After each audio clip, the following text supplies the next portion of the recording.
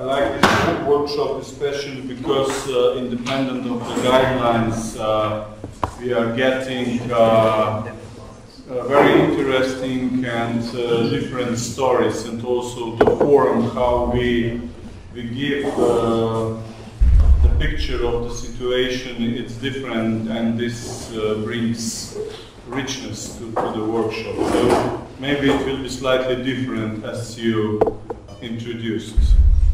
Let's try to see what we are going to talking about. Definitely, if we talk about the wilderness, what we've heard today and yesterday, there are at least 4 main pillars which are very, very connected.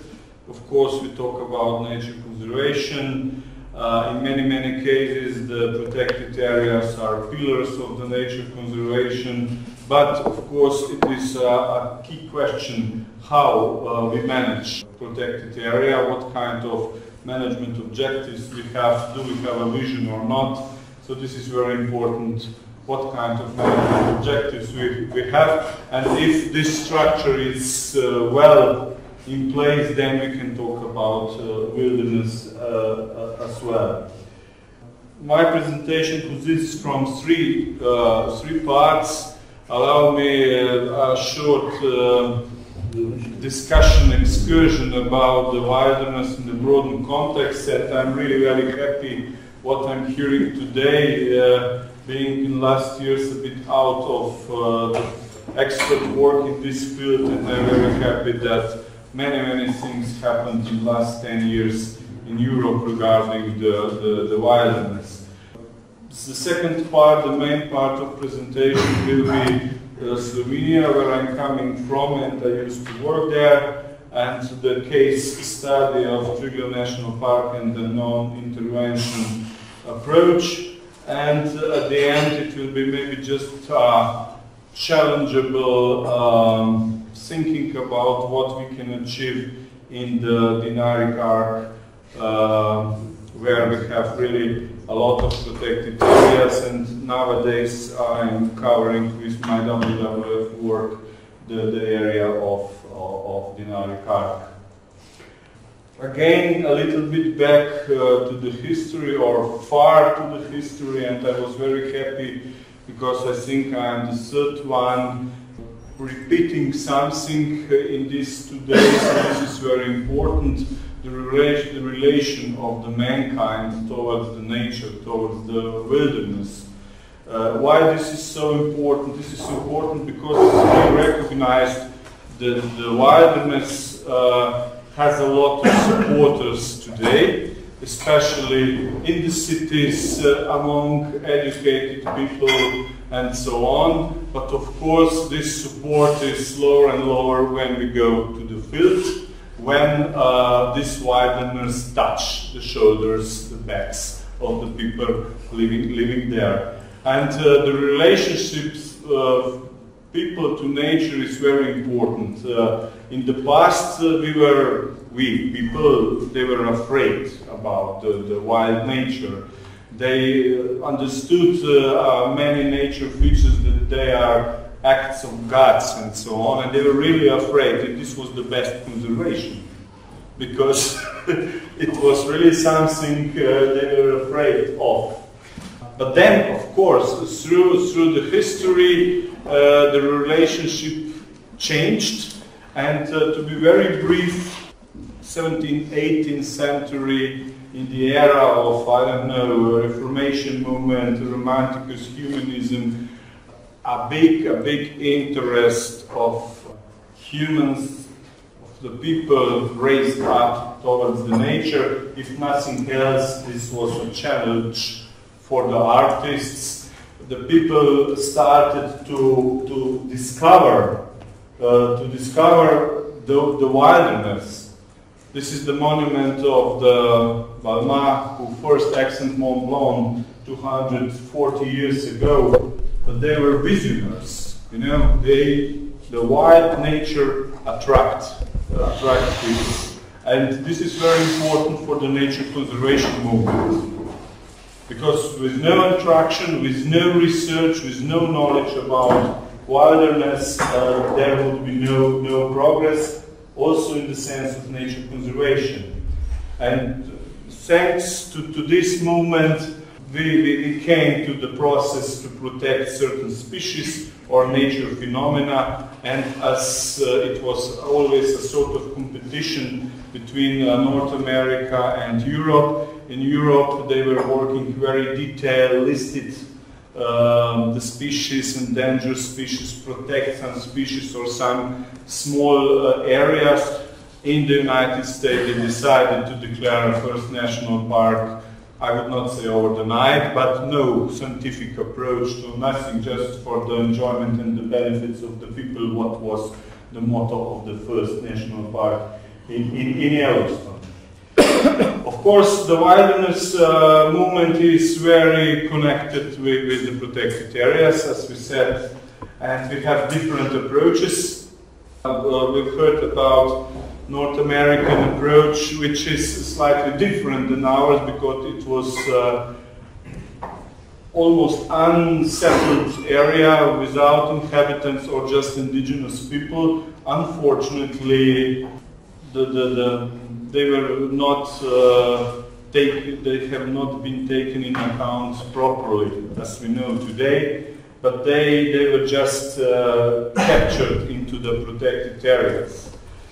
IUCN is dealing a lot about wilderness or nature processes. We all know that we have the IUCN guidelines for management in the protected areas, and we have a category which is 1B, which is to protect somehow wilderness. Yesterday Michael said that this is a framework. Yes, it is a framework, but it may be a helpful framework. And some 15 years ago, it was Europarc Federation who did, together with IUCN, an application guidelines for Europe. This was useful. And also there were the case studies inside. But again, maybe the provocative question about intervention, not intervention. We all know that the famous Swiss National Park established 100 years ago in Engadin is a typical example of 1B category, really non-intervention, wilderness. Even the park is closed over the winter, just one road is going through. But I ask you, when the autumn is coming, when the ranger is pressing out the red deer, is this a management or non-intervention because the red deer is then shooted beyond the national park boundary? They are doing nothing in the park, just pushing the red deer out. Game reduction of the red deer in Berchtesgaden and winter shelters. Do we intervene or not? Of course, in the core zone we do not intervene, but we have an active management, but outside. So it is also the play of the game, how we deal with this. Actually, we can say that 15-20 years ago in Europe there was no big tradition about wilderness, except Scandinavia, except of course Alps, maybe Balkans or some small-scale areas. There are some organizations which are not anymore around, but the movement was important. The movement was really very important. We know about the Palm Park initiatives, protecting Europe wilderness. There were some criteria, and it was, I think, important for everything what we are doing also today. That we have the national strategies, what we heard in Germany, we've heard good examples in Austria, the Czechs, they want to move on. But this was based because of the mission of some I would say organizations or also individuals in not so far past. It was also a so-called European Wilderness Initiative. It was supported by many important organizations, and this was a movement. And this movement, we can say, we can judge now, this was not okay, this approach was not okay, but without such a movement in the history, would be no progress. And even in the wilderness movement, such initiatives were very important. And we can see that 8-9 years ago, at that time, the most important NGOs, nature conservation organizations were together to support, for example, European Wilderness Initiative. And we discussed at that time what is wilderness, what is non-intervention zone, and it's good, and I'm really wondering when this criteria from Austria will be now online, hopefully very soon, to see where we are. And I'm fine with this. The situation also in Fachbereich, wilderness, how it is in English, should change, should be developed all the time. It's not necessary to be fixed for the centuries. If there are new knowledge around, let's accept what is good, because we work with the nature finally. Last but not least, this was the case I mentioned yesterday when we introduced ourselves. Because of the issue in Šumava, we started with the project Wild Heart of Europe, and this is the book which was prepared, and it was very good. It was prepared by some guys you met that day. It's only Hans Skinner from the Bavarian Forest is not here around. But this was start, very good start. And also you saw that, guys. This was important. The Czechs did a lot in 2009. This is an important message when your country is chairing EU Alpine Convention or whatever. If you have chance to lobby, to make advocacy work, let's do it. Let's do it, and we can come closer. So, under the Czech presidency of EU in 2009, it was an important step further on also on the wilderness issue. What is the vision? The vision is to have more wilderness areas, to have a wilderness network in Europe, because this is the best of the best. Sometimes I've heard we have Natura 2000. As I said before, Natura 2000 is a super tool for something, maybe not for the wilderness.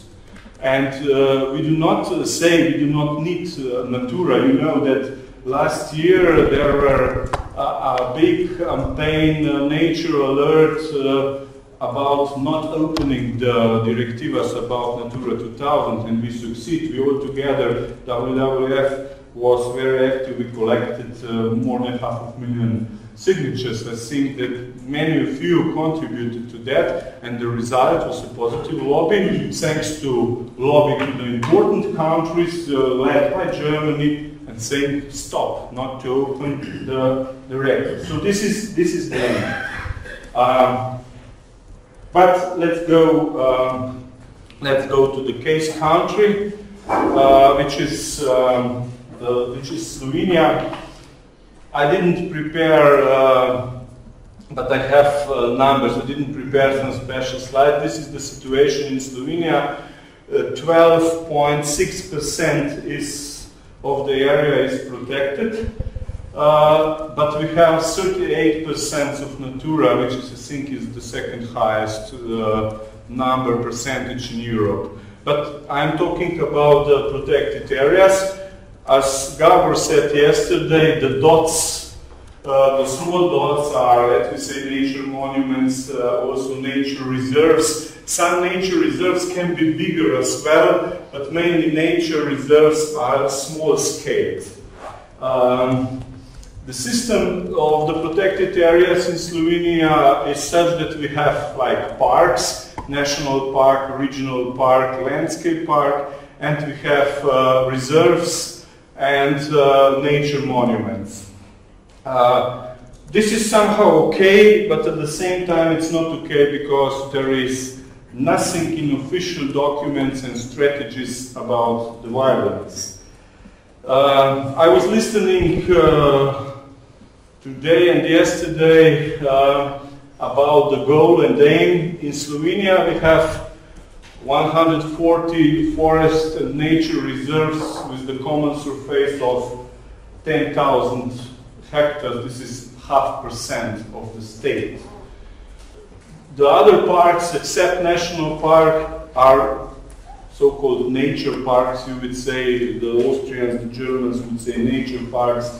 Our term is regional park or landscape park. And we cannot talk about wilderness, but we can talk about wilderness in the core zone of the national park. And if we put the numbers together, we can come to 1.5% of the country covered by wilderness.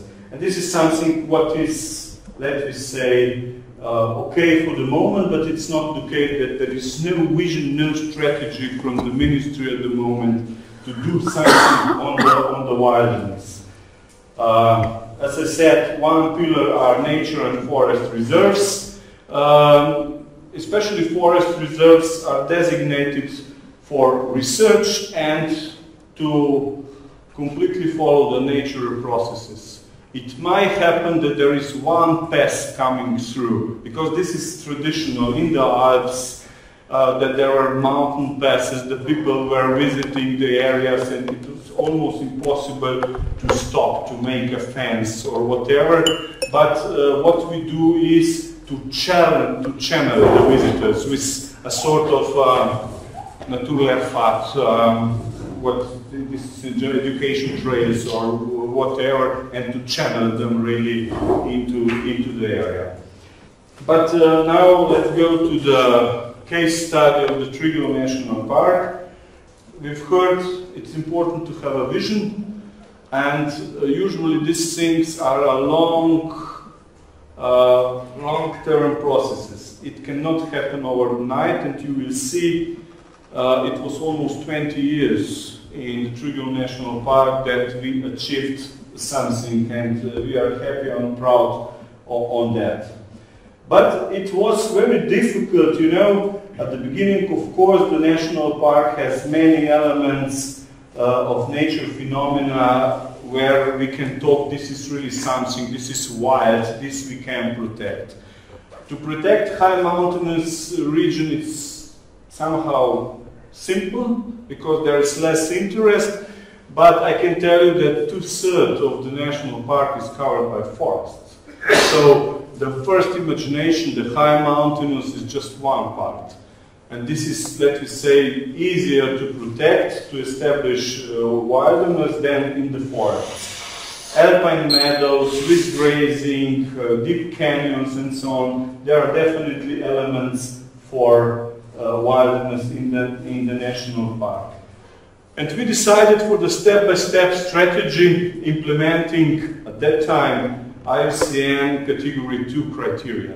I know, especially today, this is not wilderness, and this is why the case is about non-intervention approach we have. But in this non-intervention approach, it's also important to pay attention on wilderness.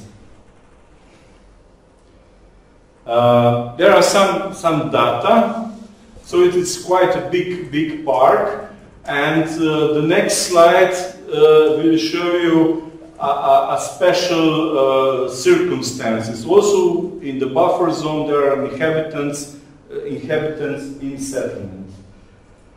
The law from 1981 divided park into two zones, central and buffer zone. And this picture looks fantastic, but it looks fantastic only on the paper. Why? Because in the law from the year 1981, there were settlements in the core zone. There were no word about hunting, logging, fishing, no nothing.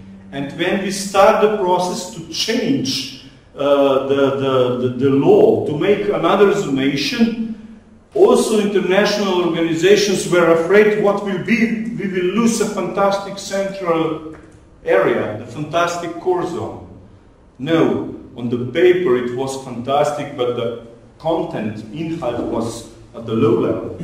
So you were allowed to shoot chamois at the top of the Triglav, to cut to cut trees everywhere, to do everywhere, to have settlements in the center of the park.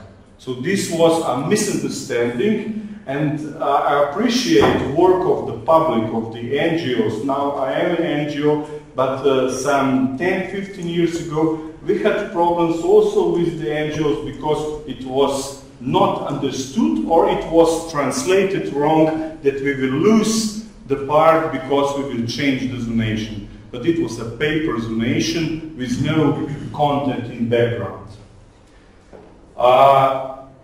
What we did, so this is what I explained. The content of the core zone was far away from the real management objectives according to National Park Category 2. This was everything allowed or it was not regulated at all. So no regulation about hunting, commercial use and filling of the forest, energy utilization, mineral components.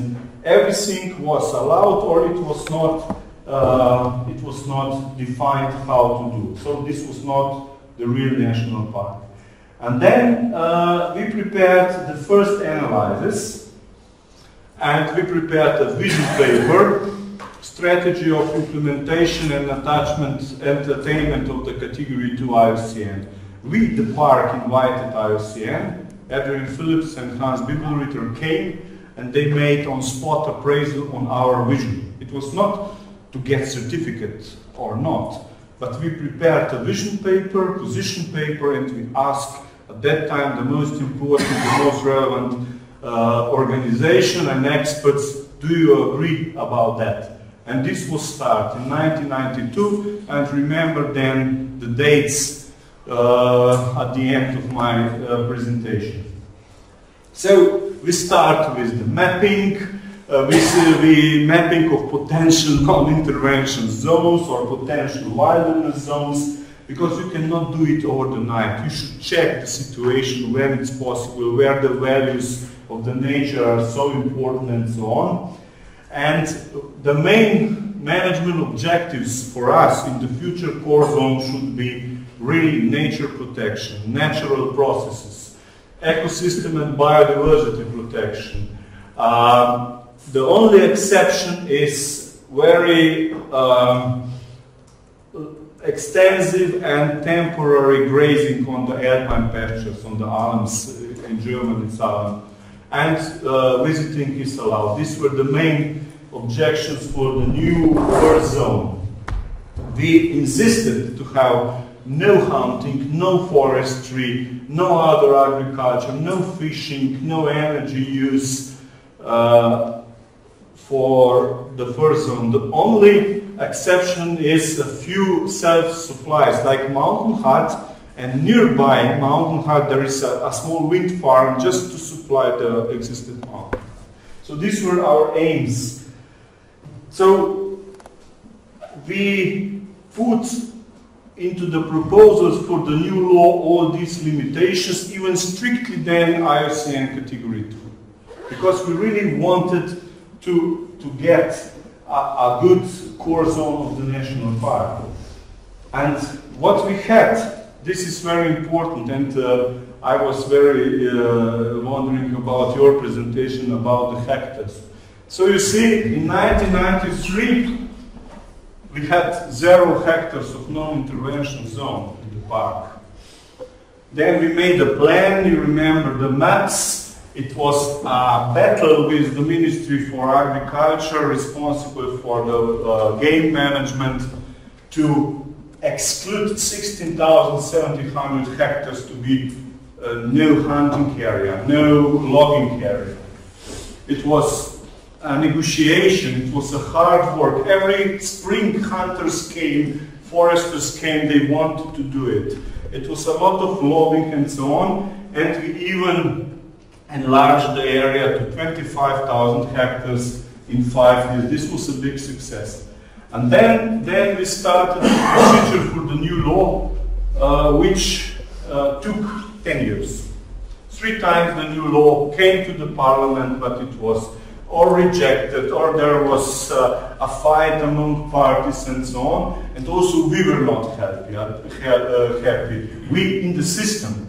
At the same time, it was a strong coalition of NGOs supporting wildness and supporting wild idea. We had some battles sometimes because there were some elements of sustainable development in the buffer zone, the law, and of course NGOs wanted to get more wild park. It's understandable, but at the end we've got really a lot. And somehow in year 2008 our maps showed the possibility to have 35,000 hectares of non-intervention zone. Important was that this 10-year approach was supported at that time from the ministry, and the strong support also for, you can see, important nature organizations. Even we asked sometimes for a letter from IUCN, a letter from the UNESCO MAP program, Council of Europe, because we were holder of European diploma. All these things, all these certificates can help if you have a right vision to come around. In these 10 years, we reached 3 important certificates. Biosphere reserve, but it is the new biosphere reserve. In the 70s, like Gabor said yesterday, biosphere reserve was just declared and dropped out in the field. Now we have the biosphere reserves based on the Sevilla strategy with the 3 zones and all these things. We've got this, we've got European diploma, and finally we also got Europarc Transboundary certificate. And in all these documents, when we apply for that, we put in a strong vision to have a big non-intervention zone in the core of the park. And you must know that for the European diploma, even now for the biosphere reserves, for the transboundary, you should report. For the European diploma every year, for other things every 5 years. And if we had a strong aim to establish a large-scale non-intervention zone in the park, and you need to report to these bodies. This is helpful when you fight against the sector, when you fight against the ministry. And finally, in 2010, after 10 years, a new law was adopted in the parliament. We were very happy because we enlarged the park for 100 hectares, but it was consensus in the parliament. You know, in the countries with young democracy, mainly we belong to these countries here, Central Eastern part except Germany and Austria. Consensus in parliament for something is very rare, because left parties, right parties, blacks, ones, reds, greens and so on.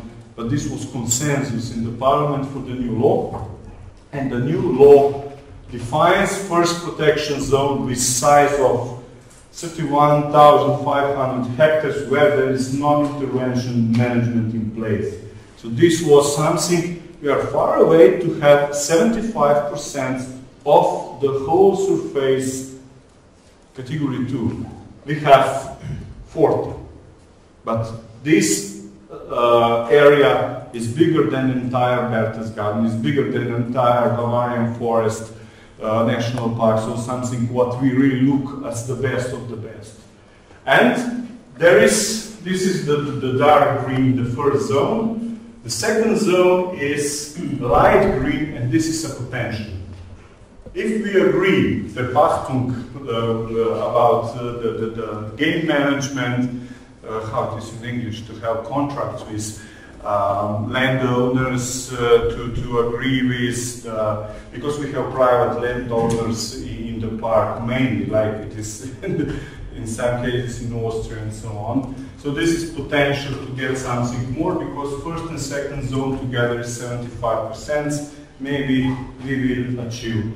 And then, based on that, we've got this. This is what Vlado, I told you yesterday. I don't know who signed it. Zoltan. So it's Zoltan's signature. So Yes, we were close connected. Sometimes we didn't understand each other very well, but we are colleagues, friends, and we contributed to this initiative. Maybe this is out of the time at the moment. We have new things, and you can see now that our first zone, I mentioned, is 31,500 hectares. And here is written 29,430. Where's the difference of 2,000? The difference is on alpine pastures and grazing areas, ALMs. So we extract this out because there is a use. And this is a sort of intervention. So this is our contribution to the wilderness. And if I take these numbers and the forest and nature reserves, which are some of them also in the park, some out, we can come to 1.5, 1.6% of the Slovenia covered with, let me say, wilderness, without national strategy. Sometimes a personal commitment, a personal push is much more important. But what is the most important? The most important thing is to have well-preserved nature and cultural landscape in this part of Slovenia. Not the certificate, not myself, not the wilderness initiative, but well-preserved nature. What's the time? It's now 5 to noon. Yeah, now we go very quickly to the dynamic arc. Because it will be just an idea, and we discussed yesterday with some of you. This is maybe a challenge, a potential also for the common future projects, for the common future work.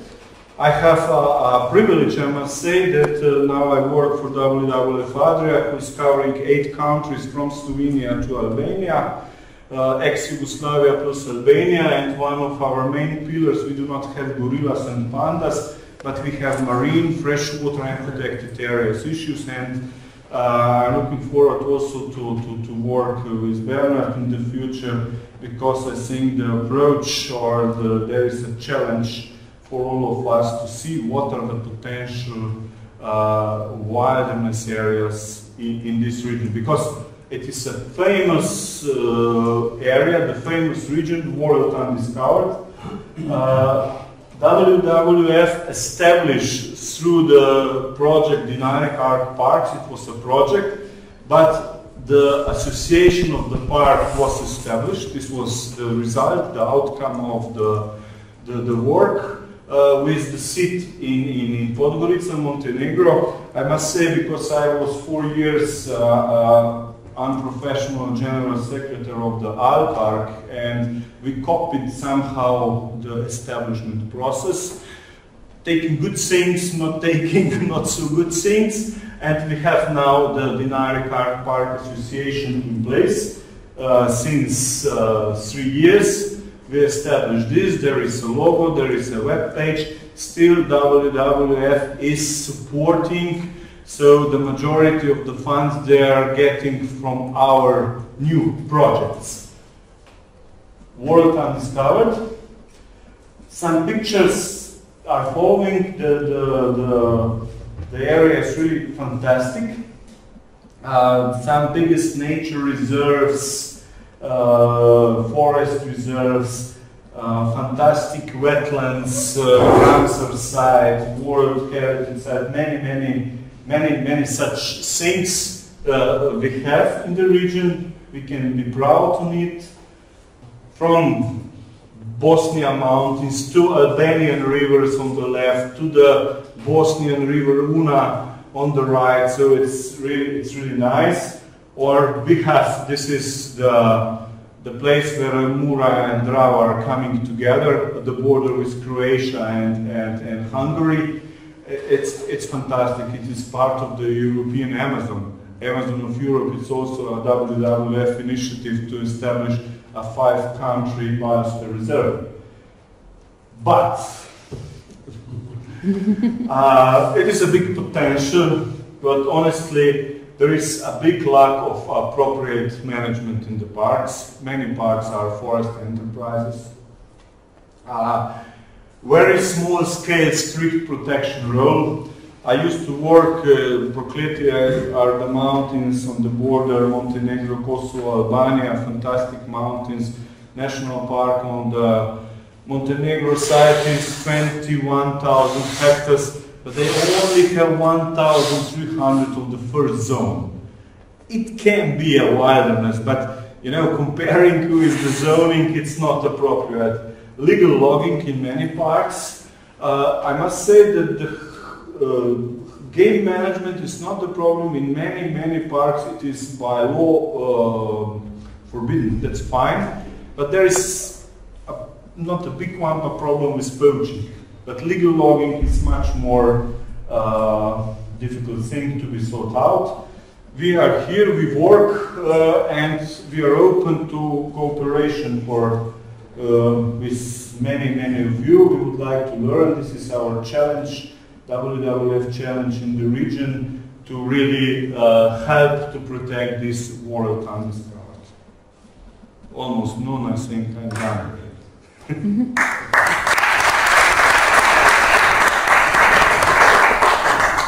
Thank you, Martin.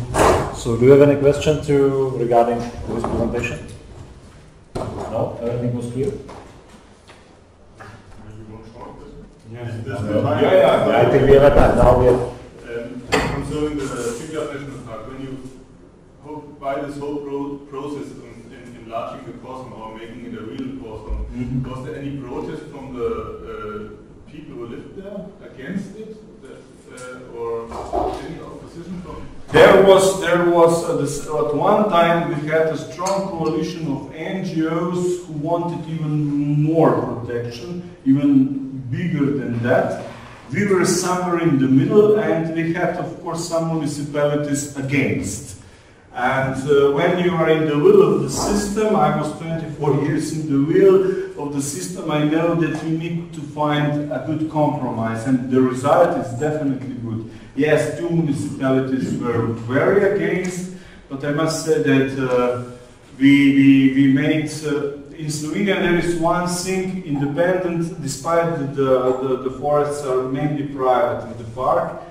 If there are so-called protection function forests in the forest management plan, the owner is not paying catastrophe tax. So this is a sort of subvention, let me say. He's not getting money, but he's paying less. But this is in place everywhere in Slovenia. If there is a protective function forest, even outside the protected area, no catastrophe tax. So this was something what was very good, and the forestry legislation is helpful, or was helpful for us. But we had some battles, but no loud protests. Not really. There were some meetings. Vlado knows. Vlado was invited once from the coalition for even stricter protected areas. But I think the discussion was good, fine, and we helped each other. It was very nice to see the process, what you showed, how you move in the long term, 20 years, and the end at the end, and the result at the end, sorry. My question is, now, after 5-7 years, what is reality regarding non-intervention? It's really well implemented, or it is? No, it is, in this first zone, is well implemented. We have, let me say, because we mentioned bark beetle issue a lot, there is a problem in Slovenia also. Maybe luckily the altitude of the first zone is so higher that there is less problem or almost no problem with bark beetle, but there are woods, of course there are woods.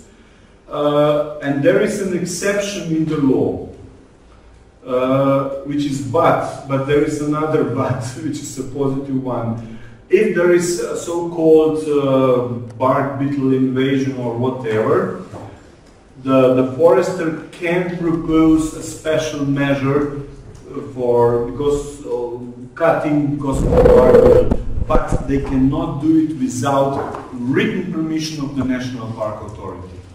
So I can say I would never sign it, but maybe another director can do it. This is what we've heard from Poland, that directors are such and such.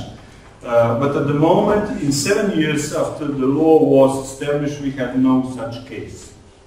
So this is fine. What we are not doing, we saw the potential for enlargement. The second protection zone is still a challenge to add hectares. You know, maybe in 5 years, 3,000 hectares, because the law is written so that after every 5 years the zoning can be changed based, and the percentage of the first protection zone cannot be lower. This is in the law. So even if you take part of the first zone out and to become a second zone, you should replace it. It is written in the law. And until it is written in the law, it's valid. And I must say, there were 2-3